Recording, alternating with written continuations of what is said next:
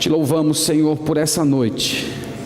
Nós pedimos que o Senhor receba esses hinos, canções espirituais que entoamos a Ti. Todas elas são a expressão do nosso amor. E nós clamamos também, ó Deus, que nesse momento o Senhor venha a nós através da Tua palavra. O nosso desejo é que em cada frase da Sagrada Escritura, o Espírito Santo venha trazendo esses conceitos ao nosso coração. O nosso desejo, Senhor, é que a Tua palavra nos transforme. Nós não queremos apenas aprender informações intelectualmente, mas nós queremos que a nossa vida, o nosso coração, os nossos sentimentos sejam transformados. E isso somente o Senhor pode fazer. Então nós clamamos que isso ocorra essa noite, no nome de Jesus. Amém. Amém. Vamos abrir em 1 Pedro capítulo 4, dar continuidade à nossa meditação nessa carta tão importante da Igreja do Senhor. 1 Pedro capítulo 4.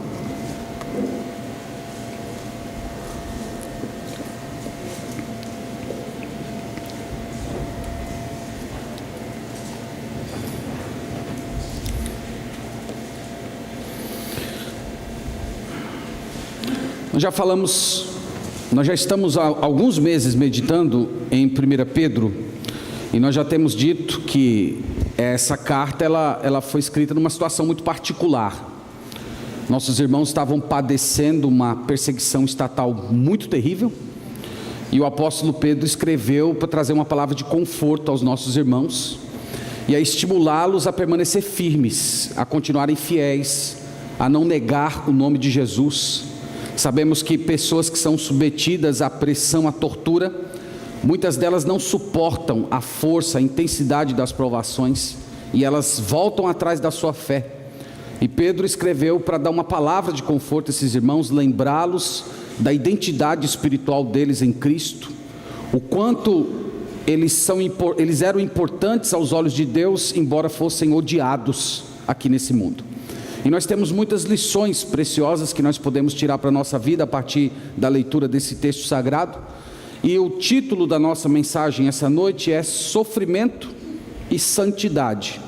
É interessante que parece que Pedro vai unir esses dois temas a partir do capítulo 4. Ele vem na maioria do tempo falando a respeito de sofrimento, mas agora parece que ele inclui a santidade como sendo um momento para se experimentar na presença de Deus, apesar do sofrimento. Então nós vamos ler do verso 1 a 6, tentando entender a palavra de Deus e contando também com a iluminação do Espírito Santo. Verso 1 diz: Ora, tendo Cristo sofrido na carne, armai-vos também vós do mesmo pensamento, pois aquele que sofreu na carne deixou o pecado, para que no tempo que vos resta na carne, já não vivais de acordo com as paixões dos homens, mas segundo a vontade de Deus. Porque basta o tempo decorrido para terdes executado a vontade dos gentios, tendo andado em dissoluções, concupiscências, borracheiras, orgias, bebedices e em detestáveis idolatrias. Por isso, difamando-vos, estranham que não concorrais com eles ao mesmo excesso de devassidão, os quais hão de prestar contas àquele que é competente para julgar vivos e mortos. Pois para este fim foi o evangelho pregado também a mortos, para que mesmo julgados na carne segundo os homens, vivam no Espírito segundo Deus. Amém. Amém. Como dissemos, Pedro ele inclui aqui o tema de santidade, a proporção que ele vem tratando a respeito do sofrimento. E nós temos, irmãos, algumas ideias que ele divide com essas igrejas e que nós podemos aprender algumas lições a partir delas também. A primeira ideia que Pedro utiliza no versículo 1 é a ideia daquilo que nós chamamos na teologia de união com Cristo. No primeiro versículo, a primeira palavra é ora. A palavra ora aqui é a palavra portanto, seria a mesma palavra. É como se Pedro estivesse concluindo um raciocínio. Então ele diz: ora, tendo Cristo sofrido na carne. Lembra que esse tema, Cristo sofrendo na carne, é um tema que Pedro já vem falando há vários tempos, já durante o capítulo. É uma continuação praticamente de capítulo 3, verso 18, quando ele disse assim: pois também Cristo morreu uma única vez pelos pecados, o justo pelos injustos, para conduzir-vos a Deus. Então esse tema do sofrimento de Cristo como sendo um modelo para o sofrimento dos cristãos, já era um tema que Pedro vinha trabalhando. Mas vocês percebam que ele acrescenta mais algumas informações no versículo 1, dizendo que os cristãos deveriam se armar com aquele pensamento, e ele em seguida cita que pensamento é esse: pois aquele que sofreu na carne deixou o pecado. Então Pedro aqui está acrescentando mais uma ideia com respeito ao sofrimento. A ideia de que o sofrimento é um modo de romper com o pecado. É isso que ele está falando aqui. Ele está falando que Cristo morreu, e quando Cristo morreu, Cristo deixou o pecado. Evidentemente não era o pecado do próprio Cristo, mas era o nosso pecado, porque ele estava carregando os nossos pecados. Então o Senhor Jesus, quando foi conduzido àquela sepultura, ele estava levando os pecados dos eleitos. Mas quando ele ressuscita, ele ressurge triunfante, vitorioso sobre o pecado, ele não tem mais nenhuma relação com o pecado. Então o que Pedro está dizendo aqui é que os sofrimentos de Cristo colocaram de uma vez por todas o fim no pecado. O sofrimento de Cristo foi o mesmo que romper com o pecado. E é nesse sentido que ele dá essa ordem. Você pode ver que no primeiro versículo tem uma ordem para a gente. A ordem é essa: armai-vos também vós do mesmo pensamento. Essa palavra armai-vos é uma palavra do contexto militar. Então Pedro está utilizando a figura de um soldado que está vestido com a sua roupa de soldado, ele tem o seu escudo, ele tem a sua espada na mão, e ele está pronto para começar uma batalha. Pedro diz: se armem com esse pensamento, empunhem esse pensamento como se ele fosse a arma de vocês. Qual pensamento? Pedro diz: aquele que sofreu na carne deixou o pecado. Então empunhe esse pensamento para vocês, que o sofrimento de Jesus foi o modo como Deus colocou fim nos pecados em que Cristo estava carregando. A questão aqui, irmãos, é onde é que Pedro quer chegar? Onde é que Pedro quer chegar com essa ideia? E eu entendo que tem pelo menos duas ideias centrais que ele está tentando transmitir a esses irmãos, e que elas estão interligadas. A primeira eu já disse para vocês, é a união com Cristo. Pedro está dizendo mais ou menos o seguinte: quando Cristo morreu, ele não estava apenas morrendo a sua própria morte, Jesus estava morrendo a nossa morte. Portanto, a partir do momento em que vocês são unidos a Cristo na conversão, vocês não têm nada mais a ver com o pecado. Do mesmo jeito que a morte de Cristo encerrou o relacionamento dele com o pecado, nós, quando somos unidos com ele na morte dele, nós também não temos mais nenhuma relação com o pecado. Sabe aquele poder que o pecado tinha de te escravizar? Sabe aquele poder que o pecado tinha em decretar a sua morte? A palavra de Deus não diz: o salário do pecado é a morte, a alma que pecar, essa morrerá? Sabe essa sentença que pairava sobre a sua vida? Ele está dizendo: no momento em que Cristo morre, e você, através da conversão, é unido na morte e ressurreição de Cristo, essa sentença é retirada de você. Você não tem mais essa relação de condenação com o pecado. Essa é a primeira ideia que ele está transmitindo. E a segunda ideia que está ligada a essa, é que hoje nós, pela fé, nós precisamos nos apropriar dessa união com Cristo, para vencer as nossas paixões e viver segundo Deus. É o que ele diz no versículo 2, veja o que ele diz no verso 2, ele diz: para quê? Esse para quê indica finalidade, objetivo, resultado.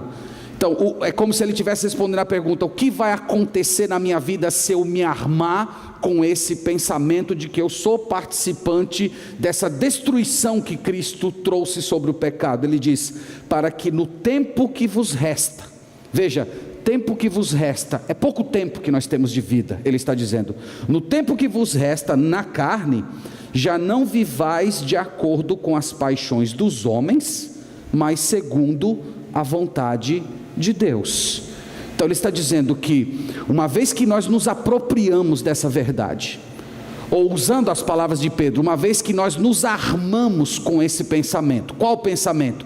O pensamento de que nós somos participantes dessa vitória que Cristo teve sobre o pecado.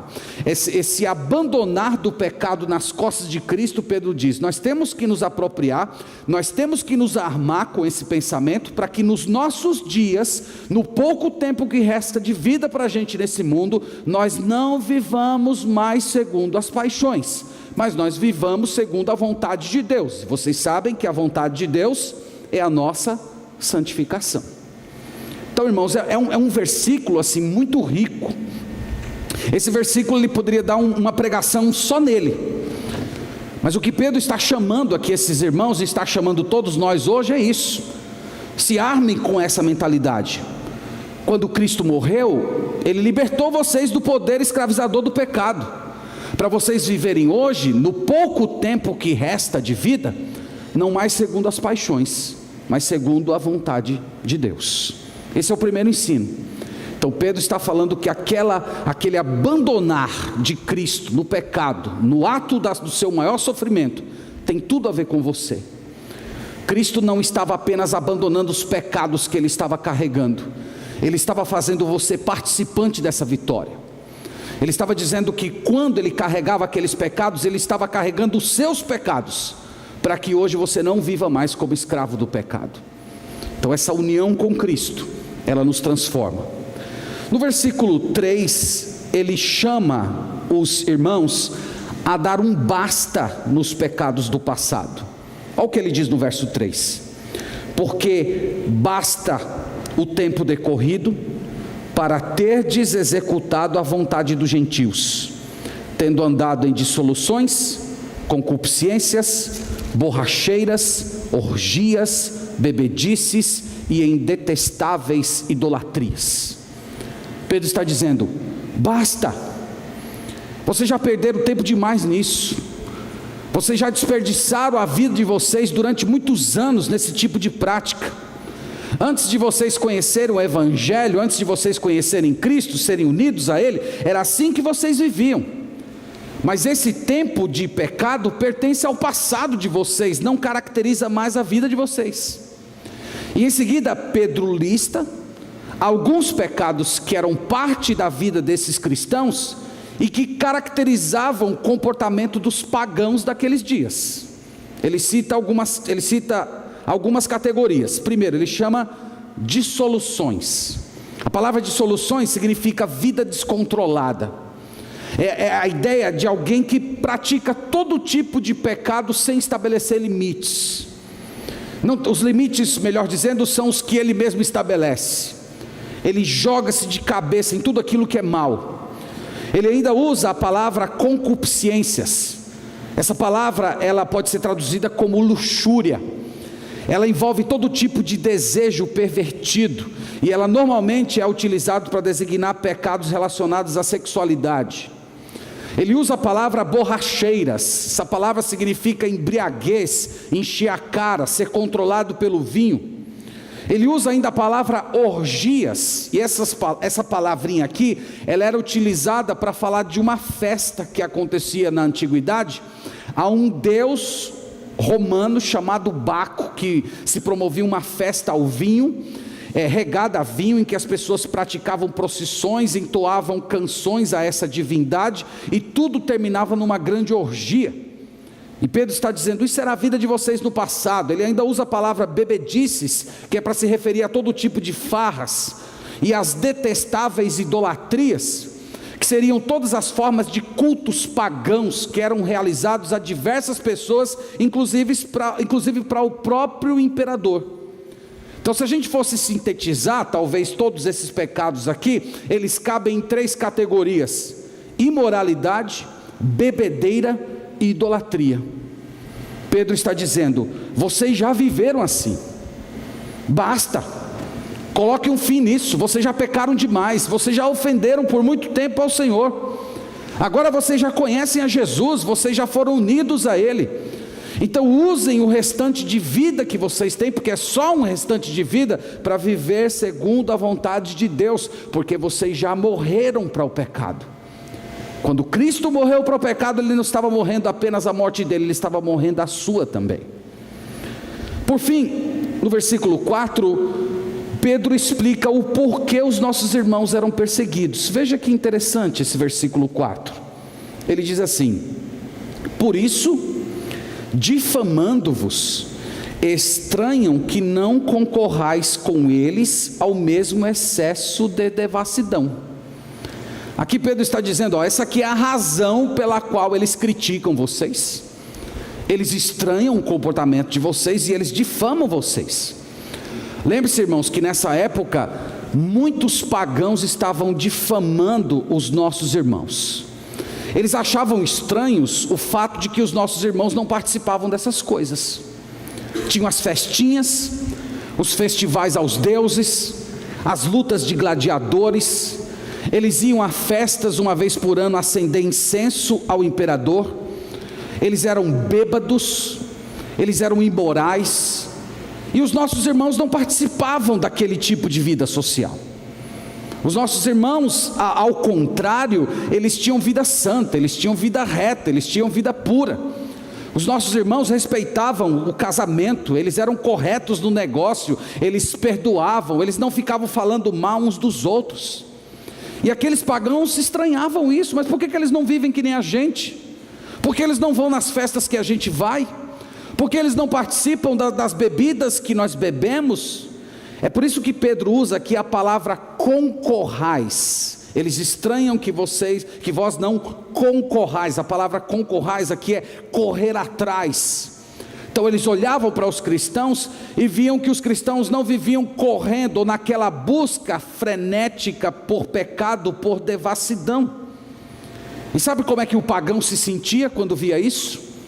Sabe como o pagão se sentia quando olhava para os nossos irmãos e viam que eles não participavam desse tipo de coisa? Eles se sentiam constrangidos. Eles se sentiam constrangidos, meus irmãos, porque a vida dos cristãos era uma condenação silenciosa para aqueles homens e mulheres.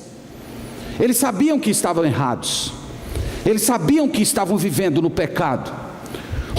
Romanos capítulo 2, a partir do verso 11 em diante, fala que Deus colocou uma lei no coração do ser humano. Mesmo o pagão que nunca ouviu as leis de Deus, ele tem uma lei no seu coração que foi colocado por Deus, em que ele sabe aquilo que é certo e errado. Então eles estavam observando a vida dos nossos irmãos, e a vida dos nossos irmãos era uma espécie de condenação, era uma pregação silenciosa contra a vida de devassidão que eles tinham. E eu quero dizer para você essa noite que é isso que ocorre na vida de um cristão quando você resolve viver o evangelho na sua plenitude. A sua vida acaba se tornando uma pregação viva, a sua vida acaba se tornando um espelho do que aquelas pessoas que estão ao seu redor deveriam ser e não são. E é por isso que elas vão condenar você. Você não precisa falar nada, você não precisa sequer abrir a Bíblia. O seu testemunho, o seu comportamento é suficiente para que eles olhem para você e vejam como se fosse um espelho a própria sujeira que eles estão vivendo diante do Senhor. Então Pedro está unindo aqui os dois temas, sofrimento e santidade. Ele está respondendo a seguinte pergunta: sabe por que eles estão fazendo você sofrer? Sabe por que eles estão caluniando vocês? Sabe por que eles estão perseguindo vocês? Porque vocês são santos, porque vocês vivem uma vida íntegra. A vida de vocês é um espelho. Eles veem aquilo que não são, e perseguir vocês é o modo de fugir daquilo que eles deveriam ser. Pedro está trazendo essa palavra e dizendo que a reação dessas pessoas é a difamação. Eles inventam mentiras, eles tentam destruir a reputação de vocês. Meus irmãos, veja se isso não é verdade hoje. Se tem uma das coisas prediletas que acontece no nosso mundo, é a tentativa de manchar a reputação do povo de Deus. É tentar mostrar que o povo de Deus é hipócrita. É a tentativa de mostrar que o povo de Deus apenas tem uma aparência de religião, mas eles não seguem aquilo. Isso é a arma preferida dos opositores de Jesus. Talvez você tenha uma pessoa assim na sua vida, na sua família, no seu trabalho, que basta você dar uma pisadinha um pouquinho fora, e essa pessoa já está atacando você, dizendo aí, diz que é crente, olha aí o que faz. Prefiro continuar como eu estou, prefiro viver sem ir para a igreja, do jeito que eu sou, do que ficar indo para a igreja e agindo e reagindo como você já é, porque você é igual a todo mundo. E sabe por que essas pessoas fazem isso? Não é porque elas têm uma moral elevada, mas é a tentativa de destruir você e fugir do próprio espelho que ela é colocada quando olha para a sua vida. Pedro está explicando que essa é a razão da perseguição. Eles perseguem porque eles não suportam olhar para vocês. E a exortação de Pedro aqui, irmãos, é a mesma: não vivam como eles vivem. Não vivam, continuem como vocês estão. Eles vão ter que continuar suportando esse constrangimento silencioso. Eles vão ter que continuar ouvindo os gritos dessa pregação silenciosa. Eles vão ter que ser colocados dia a dia diante desse espelho do tipo de pessoa que eles deveriam ser, mas não são. Mas Pedro acrescenta algo bem interessante, que essa não é a única condenação a qual eles estão submetidos. Não é a única. Essa condenação é uma condenação que é a que acontece na vida deles hoje, todo dia. Todos os dias eles são obrigados a conviver com você. Todos os dias eles são obrigados a olhar para a sua própria vida e ver que eles não são aquilo que eles deveriam ser diante de Deus. Mas Pedro fala de uma outra condenação, que não é mais silenciosa. Não é uma condenação silente, ela é eloquente. E ele fala dela no versículo 5. Olha aí o que ele diz. Ele diz assim: os quais hão de prestar contas àquele que é competente para julgar vivos e mortos. Pedro está dizendo, as obras deles estão sendo contabilizadas. Os pagãos vão ter que comparecer diante daquele que tem competência para julgar vivos e mortos. Eu pergunto a você, quem é que tem essa competência? Quem é que pode julgar vivos e mortos? Quem foi que morreu e depois reviveu? Pedro está falando do Senhor Jesus Cristo. Por ter morrido e ressuscitado, o Senhor Jesus Cristo, ele foi colocado, ordenado pelo Pai na posição de juiz do universo. E o apóstolo está dizendo, é a ele que eles vão ter que prestar contas. Imagine isso, irmãos. Pedro está dizendo que cada orgia, cada imoralidade, cada idolatria, cada bebedeira, tudo isso vai ser trazido diante deles no julgamento final. Nenhuma obra vai ser esquecida, nada vai ser empurrado para debaixo do tapete, e aquelas pessoas estarão ali diante de Deus, sem ter para onde fugir, sem ter condições de dar uma desculpa, sem ter condições de dar uma explicação sequer, e elas vão ter que enfrentar o juízo do Senhor. No versículo 6, ele prossegue esse mesmo argumento, agora dentro de um versículo que é difícil de interpretar.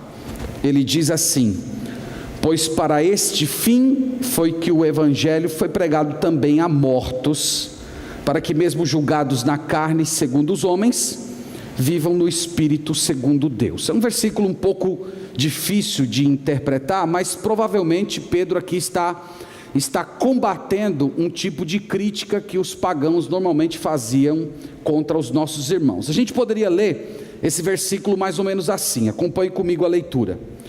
Pois para este fim foi o evangelho pregado também aos que morreram.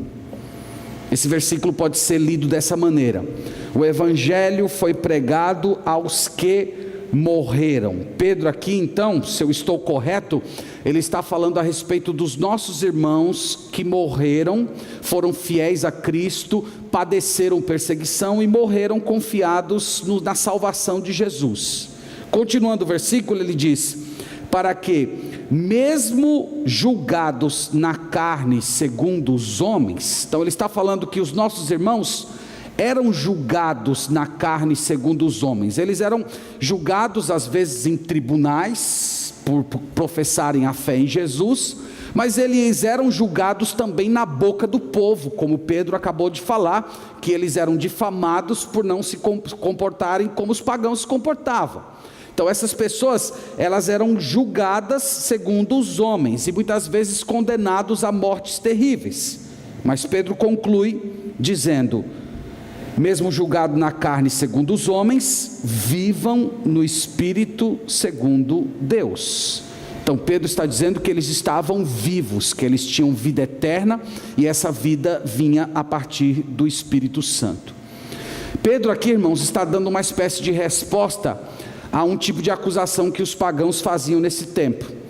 Os pagãos diziam mais ou menos o seguinte: vocês ficam aí falando de vida eterna, vida abundante, vida com Deus, mas os cristãos estão morrendo, vocês estão sendo perseguidos de uma maneira terrível, está todo mundo no império falando mal de vocês, vocês são capturados, são queimados em estacas, são colocados como tochas humanas nas cidades e nos jardins. E a pergunta deles é: qual é a vantagem? Qual é a vantagem de vocês serem cristãos se vocês estão sofrendo tanto?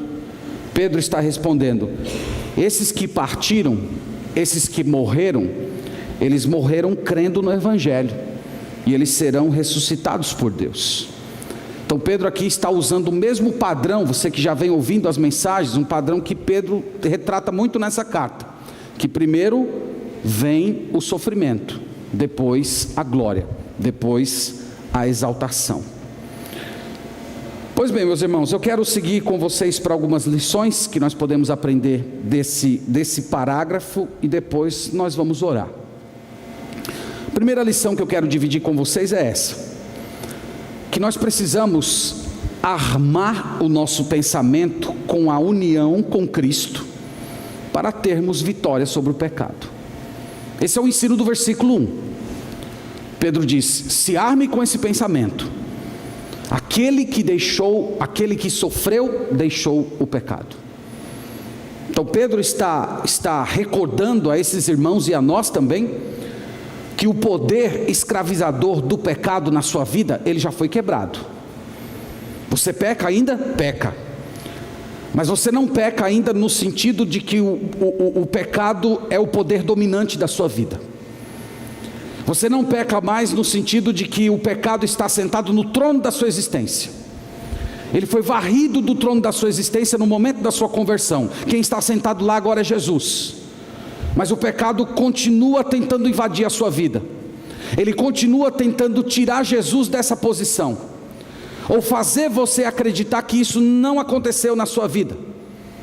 Então Pedro está chamando todos nós a lembrar dessa doutrina da união com Cristo, porque eu creio que muitos cristãos vivem caídos em pecados porque não pensam nessa doutrina, mas não apenas saber essa doutrina, mas você exercitar essa doutrina através da fé. Pedro está ensinando aqui como é que você vence o pecado. Como vencer o pecado? É na sua força? É na sua determinação? É você sendo uma pessoa de resolução muito forte, aquela que bate o pé, que é opiniosa, diz: eu não faço isso aqui, eu não faço mais. É assim que nós vencemos o pecado? Pedro está dizendo: não. Nós vencemos o pecado através da comunhão com Deus. É assim que nós lutamos. Nós não lutamos com um poder nosso, porque se você lutar com um poder que é seu, não glorifica o nome de Deus. Estive pensando isso nessa semana. Imagina aqueles jovens monges do Tibete. Você já deve ter lido, ouvido, assistido um filme, uma reportagem sobre eles. Os jovens monges do Tibete, eles não têm vida sexual eles nem casam, né? Mas eles não têm vida sexual ativa. Eles vivem uma dieta alimentar muito rigorosa. Eles vivem uma vida de dedicação completa à religião e ao cuidado das pessoas. E eles fazem coisas similares às que os cristãos são chamados a fazer hoje: a viver uma vida de pureza, a viver uma vida afastada do mundo. Agora, qual é a diferença deles para o povo de Deus? É que eles não fazem, em primeiro lugar, para a glória de Deus. Eles fazem para a satisfação própria. Eles fazem pelo comprometimento deles com a religião. Essa é a primeira diferença. É por isso que aquilo que eles fazem não honra ao Senhor, porque eles não fazem como um tributo ao Senhor Jesus. Em segundo lugar, aquilo não glorifica a Deus, porque não é feito no poder do Espírito Santo, mas é feito a partir de uma forte resolução interna. Também não glorifica a Deus, glorifica muito mais o homem.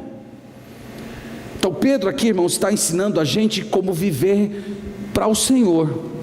A gente vive para o Senhor, buscando comunhão com Ele todos os dias, para que nós nos deleitemos nele de tal maneira, para que nós nos alegremos nele de tal maneira, para que quando chegar as ofertas de pecado na sua frente, você perceba que os deleites que você tem vivendo com o Senhor, são muito superiores a qualquer oferta que o pecado te faz. E aí, quando nesse sentido você diz não para o pecado, o nome de Deus é glorificado. Lembre-se que a obra do pecado e de Satanás é fazer você sempre esquecer disso. A obra de Satanás e a obra do pecado é sempre fazer você pensar que as tentações são maiores do que as suas forças, que você não tem condições. Isso é muito maior, isso é muito mais poderoso do que eu tenho desejos no meu coração como todo mundo possui. A obra dele é fazer você acreditar que você precisa satisfazer todos os desejos do seu coração para ser feliz, senão você não vai ser uma pessoa plena. Mas nós somos chamados a essa doutrina aqui hoje. Pedro está lembrando que tem algo que nos distingue do mundo: nós fomos unidos ao Senhor Jesus. A morte de Jesus não foi só a morte dele, foi a nossa morte também. Esse rompimento de Cristo com o pecado não foi apenas o rompimento dele, foi o meu rompimento e foi o seu rompimento também. E hoje, pela fé, ou usando as palavras de Pedro, nos armando com esse pensamento, cultivando as disciplinas espirituais, nós podemos experimentar crescimento, vitória sobre o pecado e desejo por Deus. É possível isso acontecer na sua vida. Então essa noite, dobre o seu joelho, ore a Deus, peça: Senhor, me arma com essa mentalidade, me dá esse tipo de percepção, que o teu amor, que a tua graça, que o teu Santo Espírito controlem o que eu penso, o que eu digo, o que eu faço, o meu olhar, que ele me controle por completo. E você terá se apropriado dessa doutrina e a sua vida vai muito glorificar o Senhor. Em segundo lugar, eu queria me dirigir a você que chegou aqui essa noite e que já está prostrado no pecado. Você que não tem buscado em Deus forças para se levantar, você está na lona, já se entregou os pontos, você já foi seduzido, enrolado pelas paixões do mundo, de tal maneira que você não vê condições de se libertar. O texto sagrado, a palavra de Deus, chama você essa noite a dar um basta a esse tipo de vida. Pedro diz: basta o tempo de vocês viverem segundo os desejos dos gentios. Você já pecou demais. Deus não te salvou para esse tipo de vida. Deus não te salvou para você continuar perdendo tempo em práticas que não caracterizam a vida do povo de Deus. Isso é parte do seu passado. Pedro diz aqui, irmãos, para a gente que apenas resta uns poucos anos de vida. Nós temos apenas uns poucos anos mais de existência, então é hora de você se levantar e usar o tempo que você tem para servir a Deus, para viver segundo Deus e rejeitar todas as paixões desse mundo. Senão você está numa vida que não vale a pena ser vivida. Então essa noite ore a Deus, fale com Ele. Diga: Senhor, esse pouco de tempo que me resta, eu quero viver para a Tua glória.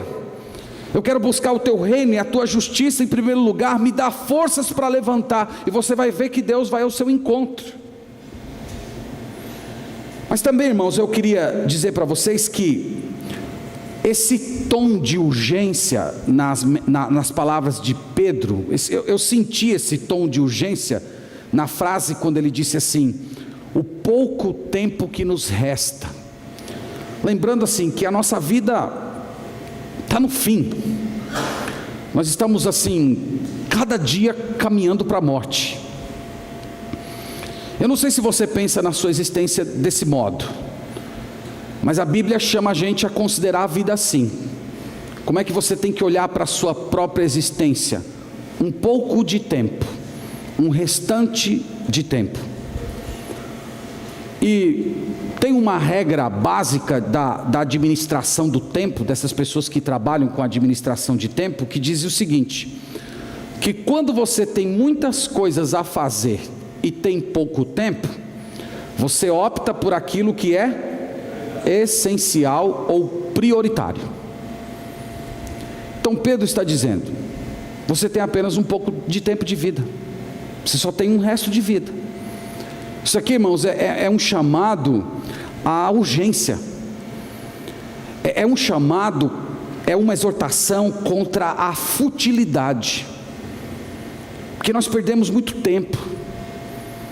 Nesse pouco tempo de vida que nós temos, nós desperdiçamos muito, com rede social, com televisão, muito entretenimento, muitos planejamentos que levam em conta apenas realidades desse mundo, mas que não levam em conta as realidades celestiais. E Pedro está chamando a gente a adotar esse tipo de mentalidade, que nós temos que assumir que nós somos pessoas que têm mais apenas uns poucos anos de vida aqui nesse mundo. E se você conseguir adotar esse tipo de mentalidade, a sua vida vai ser transformada completamente. Tem um exercício mental que a gente poderia fazer agora, que é bem simples. Imagine que por alguma forma que você não sabe explicar, Deus mostrou para você que no domingo que vem, daqui a 8 dias, você vai partir para a glória. Então domingo, 9 horas da noite, depois do culto noturno, você vai para o céu. Sua existência aqui acabou. O resto de vida que você tem são 7 dias, quase 8. Eu pergunto, como é que seria essa semana para você? Como é que seria essa semana? Eu tenho certeza que a sua vida seria completamente transformada. O seu relacionamento com as pessoas seria diferente, como é? Se você fosse trabalhar, você ia trabalhar de uma maneira diferente. Eu tenho certeza que quando chegasse no domingo, provavelmente você não ia querer faltar ao culto. Eu tenho certeza que você iria orar mais naquela semana, que você teria um tom de urgência em evangelizar aquelas pessoas que Deus colocou ao seu redor. Olha, a última chance, domingo eu estou partindo, então deixa eu falar para você a mensagem mais importante da sua vida. Eu tenho certeza que nessa semana você não ia pensar em barriga chapada. Barriga chapada?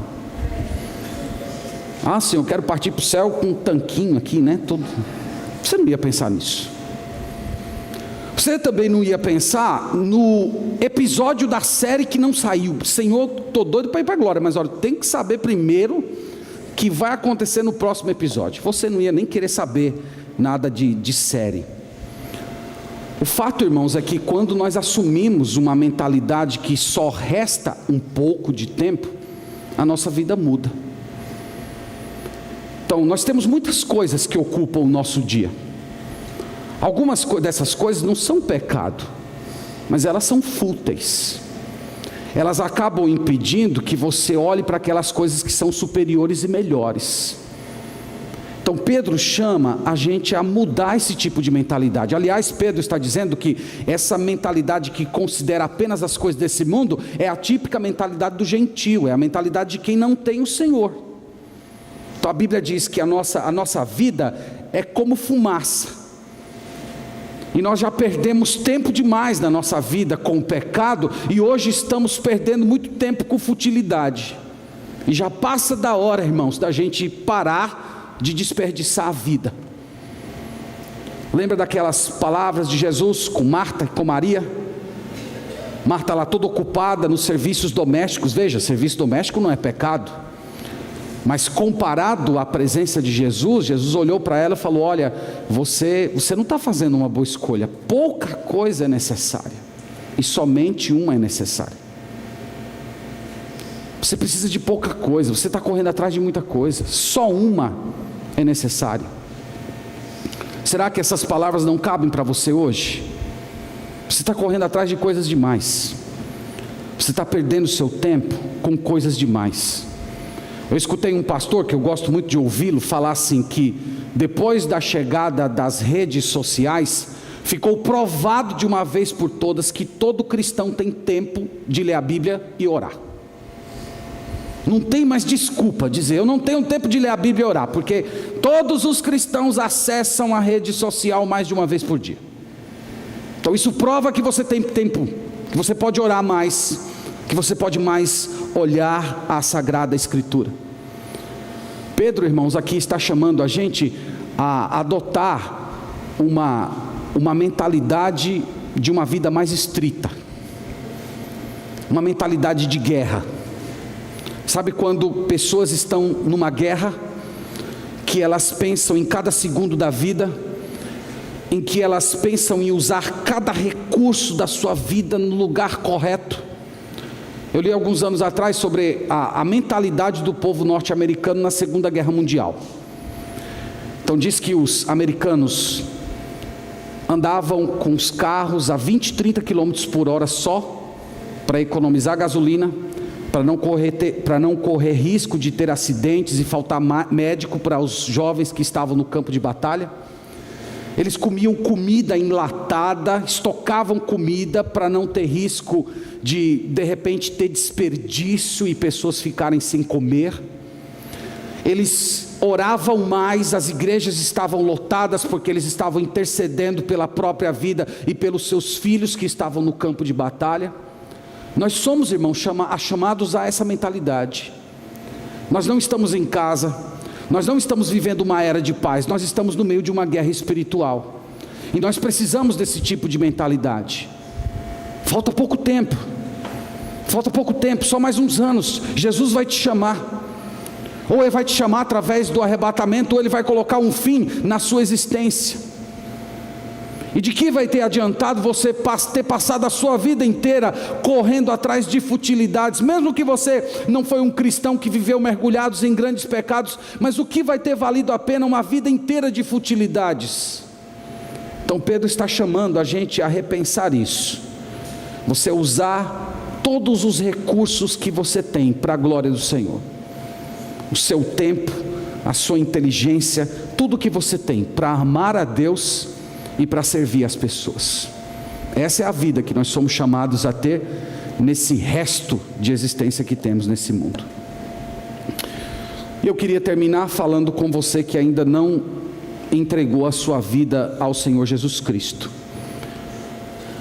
Fazer-lhe uma pergunta bem simples, que é a pergunta que advém do próprio texto bíblico. Você está pronto para ser julgado por Deus?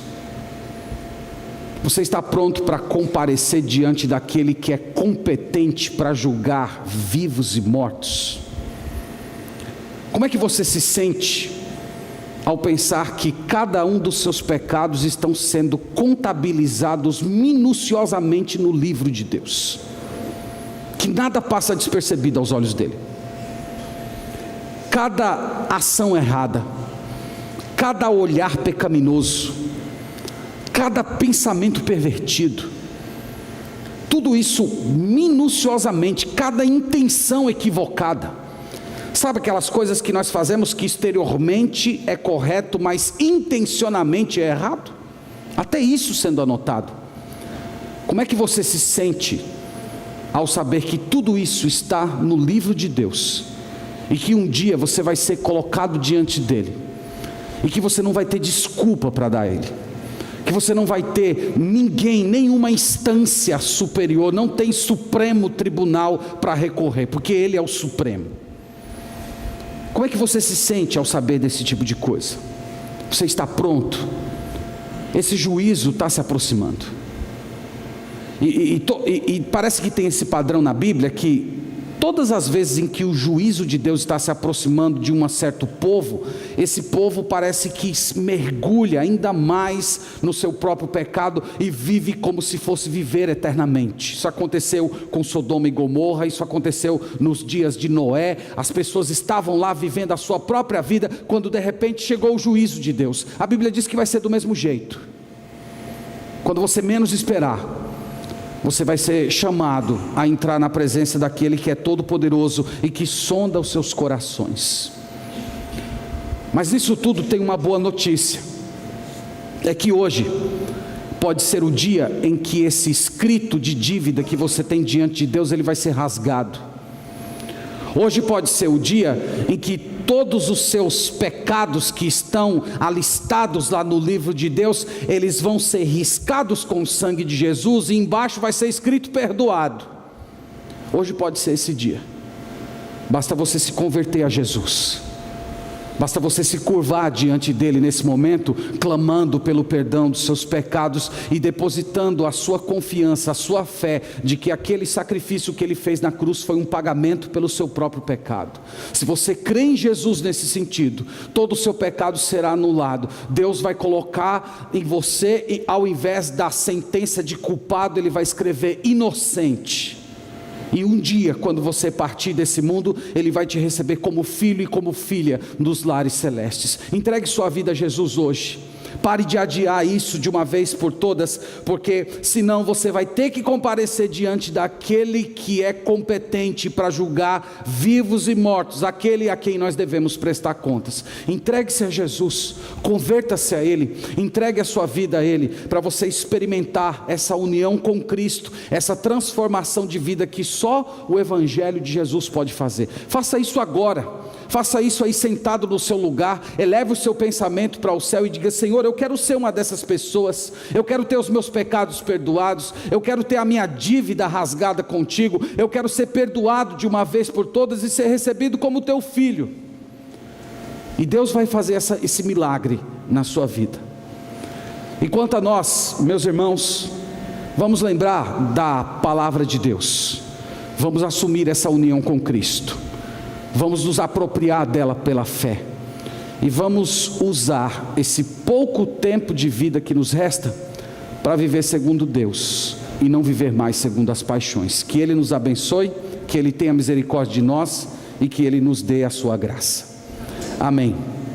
Vamos orar ao Senhor nesse momento. Ó Deus, nós glorificamos, nós adoramos o Teu nome, nós agradecemos pela Tua santa e eterna palavra. Nós Te agradecemos, Senhor, por essa união espiritual que nós temos com o Senhor Jesus, tão gloriosa, tão poderosa. Te agradecemos porque Jesus morreu a nossa morte. Te agradecemos porque Jesus carregou o nosso pecado. E hoje, Senhor, nós podemos nos abrigar nele, receber poder dele, para não sermos mais vencidos pelas paixões que andam seduzindo a nossa alma. Nós pedimos, Senhor, ajuda, nós pedimos graça, nós pedimos que o Teu Santo Espírito molde o nosso coração, nós pedimos que o Senhor nos ajude a buscar poder em Ti, a não depender da nossa força, a não depender, Senhor, da nossa própria capacidade, da nossa resolução, mas que o poder para nós vencermos o pecado venha diretamente do trono da Tua glória, e isso glorifique o Teu santo e eterno nome. Clamo também, Senhor, pelas pessoas que estão aqui, que estão caídas, que estão vencidas no próprio pecado, que não conseguem lutar, que não conseguem se levantar, que não têm forças para ler a Bíblia, para orar, para servir o Teu nome, para viver para Ti. Oh Senhor, tem piedade dessas pessoas, dê força, levante essas pessoas e ajude-as para que elas deem um basta a essa vida e voltem a viver uma vida de dedicação ao Senhor. Também peço ao Deus que nesse pouco tempo de vida que nos resta, nós, Senhor, vivamos para o Senhor. Livra-nos da futilidade, O Senhor sabe que enquanto nós estamos nesse mundo, nós temos que trabalhar, viver, estudar, cuidar da saúde. Mas tantas vezes, Senhor, nós temos permitido que essas coisas tomem um espaço além do que deveria tomar. E nós vivemos vidas vazias, com interesses semelhantes às pessoas desse mundo que ainda não creram em Ti. Ajude-nos, Senhor, a reconhecer isso. Dá-nos esse senso de guerra, esse senso de pouco tempo. Dá-nos essa percepção de que a nossa vida aqui é passageira e que vale a pena nós vivermos para o Senhor e realizarmos toda a nossa tarefa de vida nesse mundo como sendo um tributo a Ti. Por fim, ó Deus, eu oro pelas pessoas que ainda não creram no Senhor. Permita, Senhor, que essa verdade a respeito do julgamento Teu, de que as obras estão sendo contabilizadas, produza temor nessas pessoas, produza nelas um santo terror, e que elas venham correndo aos pés de Jesus Cristo e se lancem, clamando pela misericórdia, pelo perdão e pelo pagamento dessa dívida que só o Senhor pode pagar. Pedimos, ó Deus, que o Senhor tenha misericórdia de nós, que o Senhor nos ajude a viver uma vida que honra, que glorifica o Teu santo nome. Essa é a nossa oração no nome do Senhor Jesus. Amém. Amém.